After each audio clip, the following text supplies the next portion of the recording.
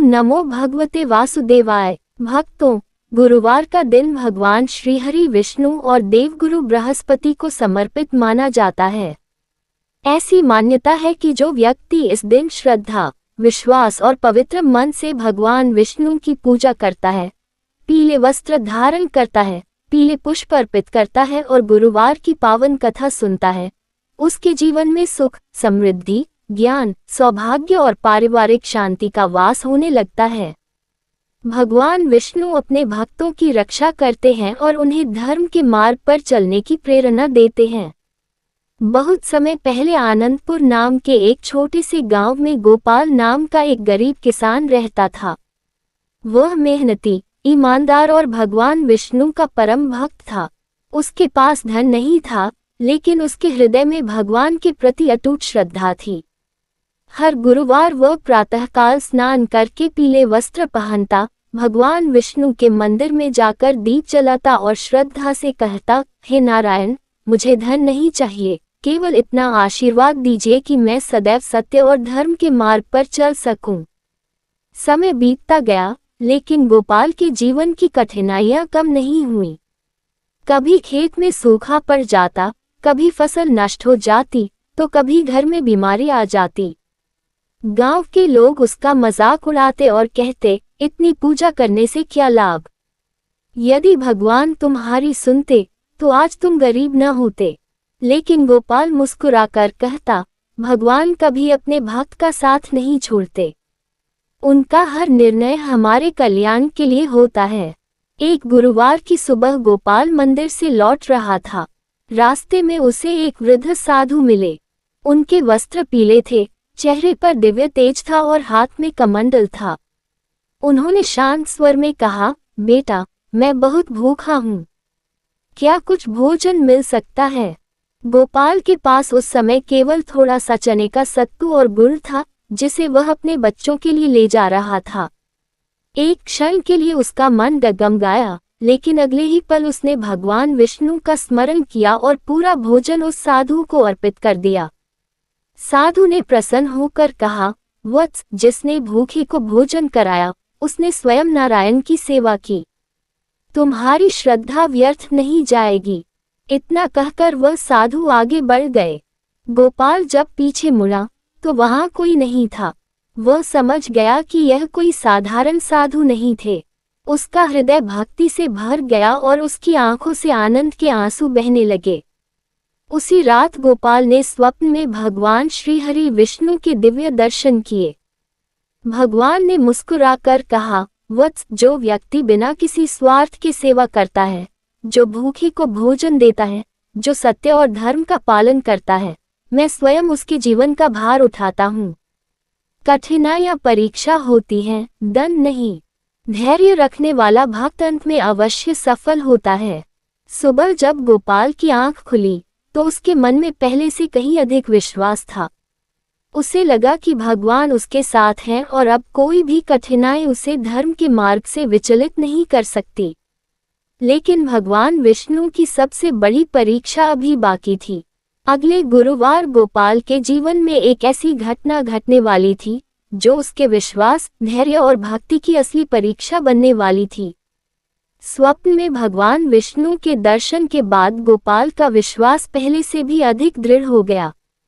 अब वह हर गुरुवार पूरे मन से भगवान की पूजा करता, पीले पुष्प अर्पित करता और जरूरतमंदों की सेवा को ही अपनी सबसे बड़ी पूजा मानता था। उसके चेहरे पर एक अद्भुत शांति दिखाई देने लगी थी। लेकिन भगवान अपने प्रिय भक्त की श्रद्धा को संसार के सामने प्रकट करना चाहते थे। अगले गुरुवार की सुबह गोपाल खेत की ओर जा रहा था। रास्ते में उसे एक छोटा सा थैला दिखाई दिया। उसने उठाकर देखा तो उसमें सोने के सिक्के और बहुमूल्य आभूषण थे। एक पल के लिए उसके मन में विचार आया कि यदि यह धन वह रख ले, तो उसके परिवार की सारी परेशानियां समाप्त हो जाएंगी। लेकिन अगले ही क्षण उसे भगवान विष्णु का उपदेश याद आया, सच्चा धन ईमानदारी और धर्म है। गोपाल ने बिना देर किए पूरे गांव में उस थैले के मालिक को खोजने का प्रयास शुरू किया। कई घंटों बाद पता चला कि वह धन एक वृद्ध व्यापारी का था, जो तीर्थयात्रा पर जा रहा था। व्यापारी बहुत चिंतित था और भगवान विष्णु से प्रार्थना कर रहा था कि उसका धन उसे वापस मिल जाए। गोपाल ने बिना किसी लालच के वह थैला व्यापारी को लौटा दिया। व्यापारी की आंखों में आंसू आ गए। उसने कहा, बेटा, आज के समय में ऐसी ईमानदारी बहुत दुर्लभ है। कृपया इन स्वर्ण मुद्राओं में से कुछ स्वीकार कर लो। लेकिन गोपाल ने मुस्कुराकर कहा, मैंने अपना कर्तव्य निभाया है। मुझे किसी पुरस्कार की आवश्यकता नहीं। यदि आप सच में मुझे कुछ देना चाहते हैं तो किसी गरीब और भूखे व्यक्ति की सहायता कर दीजिए। व्यापारी गोपाल की बात सुनकर भावुक हो गया। उसने कहा, आज मैंने समझा कि भगवान के सच्चे भक्त कैसे होते हैं। कुछ दिनों बाद वही व्यापारी अपने नगर लौट गया। उसने गोपाल की ईमानदारी की चर्चा दूर दूर तक की। धीरे धीरे लोगों का विश्वास गोपाल पर बढ़ने लगा। गांव के लोग अपनी खेती और व्यापार का काम भी उसी की सलाह से करने लगे। उसकी मेहनत और सत्यनिष्ठा के कारण उसके जीवन में धीरे धीरे समृद्धि आने लगी। एक रात भगवान विष्णु फिर उसके स्वप्न में प्रकट हुए। उन्होंने कहा, वत्स गोपाल, जो व्यक्ति लालच का त्याग करता है और धर्म का साथ नहीं छोड़ता, उसके जीवन में समृद्धि अपने आप आती है। याद रखो, धन से बड़ा धन अच्छा चरित्र है और सम्मान से बड़ी कोई संपत्ति नहीं। गोपाल ने हाथ जोड़कर कहा, प्रभु, मुझे जीवन भर ऐसा ही बनाए रखिए कि मैं कभी सत्य का मार्ग न छोड़ूं। भगवान मुस्कुराए और बोले, वत्स, अभी तुम्हारी सबसे बड़ी परीक्षा शेष है। अगला गुरुवार तुम्हारे धैर्य, विश्वास और क्षमा की ऐसी परीक्षा लेकर आएगा जिसे देखकर पूरा गांव तुम्हारी भक्ति का साक्षी बनेगा। इतना कहकर भगवान विष्णु अंतर्ध्यान हो गए। गोपाल की आंख खुली तो उसका हृदय भक्ति और विश्वास से भर चुका था। उसे पूर्ण भरोसा था कि चाहे कैसी भी परिस्थिति आए, भगवान विष्णु कभी अपने सच्चे भक्त का साथ नहीं छोड़ते। अगले गुरुवार की सुबह गोपाल हमेशा की तरह ब्रह्म मुहूर्त में उठा। उसने स्नान किया, पीले वस्त्र धारण किए, भगवान श्रीहरि विष्णु की प्रतिमा के सामने दीपक जलाया और हाथ जोड़कर प्रार्थना की। हे नारायण, यदि मेरे जीवन में कोई कठिन परीक्षा आने वाली है तो मुझे उसे धैर्य, सत्य और आपकी भक्ति के साथ स्वीकार करने की शक्ति दीजिए। पूजा समाप्त होते ही गोपाल अपने खेत की ओर चल पड़ा। तभी गांव के कुछ लोगों ने उस पर झूठा आरोप लगाया कि उसने गांव के मंदिर का दान अपने पास रख लिया है। पूरे गांव में यह बात आग की तरह फैल गई। जिन लोगों ने कभी उसकी ईमानदारी की प्रशंसा की थी, वे भी उस पर संदेह करने लगे। गांव की पंचायत बुलाई गई। सबकी निगाहें गोपाल पर थीं। पंचायत के मुखिया ने कहा, यदि तुम निर्दोष हो तो अपने आप को सिद्ध करो।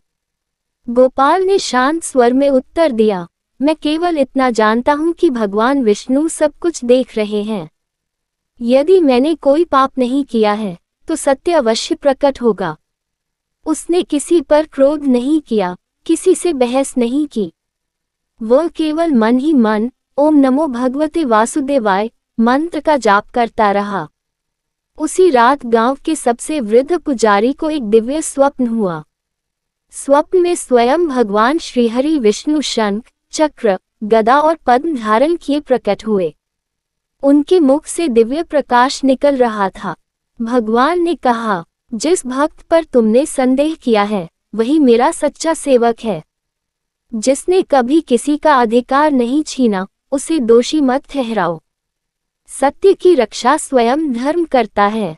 सुबह होते ही मंदिर के गर्भगृह में तुम्हें प्रमाण मिल जाएगा। अगले दिन जब मंदिर का द्वार खोला गया तो सभी लोग आश्चर्यचकित रह गए। दान का पात्र वहीं सुरक्षित रखा हुआ था। तभी एक व्यक्ति रोते हुए आगे आया और बोला, मुझसे बहुत बड़ा अपराध हो गया। मैंने ही लालच में आकर गोपाल पर झूठा आरोप लगाया था। कृपया मुझे क्षमा कर दीजिए। पूरा गांव स्तब्ध रह गया। सभी लोग गोपाल के चरणों में गिर पड़े और क्षमा मांगने लगे। लेकिन गोपाल ने उन्हें उठाकर कहा, यदि भगवान ने मुझे क्षमा करना सिखाया है तो मैं किसी से बैर कैसे रख सकता हूँ। जीवन में सबसे बड़ी जीत बदला लेने में नहीं, बल्कि क्षमा करने में है। इतना कहते ही मंदिर में रखी भगवान विष्णु की प्रतिमा से घंटियां अपने आप बजने लगीं। वातावरण में सुगंध फैल गई। सभी भक्त नारायण नारायण का जयघोष करने लगे। उस दिन के बाद गोपाल के जीवन में कभी अभाव नहीं रहा। उसके खेतों में भरपूर फसल होने लगी, परिवार में सुख और शांति का वास हो गया और दूर दूर से लोग उसकी ईमानदारी और भगवान विष्णु के प्रति उसकी अटूट श्रद्धा की चर्चा करने लगे। भक्तों, इस कथा का सबसे बड़ा संदेश यह है कि जो व्यक्ति हर गुरुवार भगवान श्रीहरि विष्णु की पूजा करता है, सत्य का साथ नहीं छोड़ता, अपने गुरु और माता पिता का सम्मान करता है, जरूरतमंदों की सहायता करता है और बिना किसी स्वार्थ के धर्म का पालन करता है, उसके जीवन में धीरे धीरे सुख, समृद्धि, सौभाग्य और मानसिक शांति का प्रकाश फैलने लगता है। आइए, अंत में सभी मिलकर भगवान श्रीहरि विष्णु से प्रार्थना करें।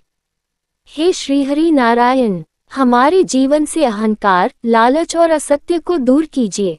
हमें सत्य, सेवा, करुणा और धर्म के मार्ग पर चलने की बुद्धि दीजिए। हमारे परिवार में प्रेम, सुख, समृद्धि और सदैव आपकी कृपा बनी रहे।